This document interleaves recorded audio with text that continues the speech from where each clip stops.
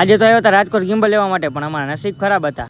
જય માતાજી મિત્રો, સ્વાગત છે તમારું વ્લોગમાં. અને હું ને પરેશભાઈ બે હોવાના પોરમાં ઉઠીને બેસી ગયા બસમાં, કેમ કે અમારે જવું હતું રાજકોટ ગિમ્બલ લેવા માટે, કેમ કે હવે થોડું પ્રોફેશનલ શૂટિંગ કરવું છે એટલે ગિમ્બલની જરૂર તો પડે જ ને. અને મિત્રો પહોંચી ગયા હતા રાજકોટ ને અમે બસ સ્ટેન્ડે ઉતર્યા હતા. આપણા પ્રિન્સભાઈ દુકાનની લોકેશન ગોતતા હતા મોબાઈલમાં. ગાયો દુકાન જડે એટલે દુકાને હેલા જાય, ગિમ્બલ લઈને ખાઈ નાખી, કેમ કે બહુ ભૂખ લાગી તો પેટ પૂજા કરવી જોઈશે ને થોડી. અને ફાઇનલી મિત્રો આપણને દુકાન મળી ગઈ ને બધી કેમેરાની પ્રોફેશનલ વસ્તુ જતી હોય. આપણને એમ થયું કે આખી દુકાન લઈને મોરબી જવું જોઈશે, એકવાર તો આવું જ જોઈશે. દુકાન લઈને વહી જવું હોય.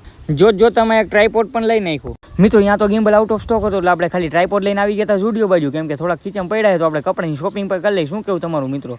આ જોડી કેવી લાગે કમેન્ટ કરી નાખજો. પછી મિત્રો જમી કરીને અમે આવી ગયા હતા વરી પાછા એના શોપમાં. જો સ્ટોક આવી ગયો તો ગિમ્બલ લઈ નાખી નકા માઇક લઈને પાછા. હાલો માઇક રેડી હે, લઈ નાખી. મિત્રો અમારા નસીબ થોડા ખરાબ હતા, ગિમ્બલ તો ન મળ્યું પણ બધી વસ્તુ લઈને તો આવી ગયા. ને અમે બસ સ્ટેન્ડની આજુબાજુ બાગ ગોતા હતા ક્યાંક બેવા જેવી સારી જગ્યા હોય ને, પણ અમારે શું ગાંડા જેવાય, જો દાંત કાઢતા હેલા જાય, ખબર પડે ને કાંઈ. તો મિત્રો આજના વ્લોગ માટે આટલું હતું. આટલી શોપિંગ કરીને હવે આપણે મોરબી જાય છે અને ચાર્જિંગ પણ પૂરું થયું છે, તો વ્લોગનો એન્ડ અહીંયા જ કરી નાખી છે. મળી નેક્સ્ટ વ્લોગમાં જ. જય માતાજી મિત્રો.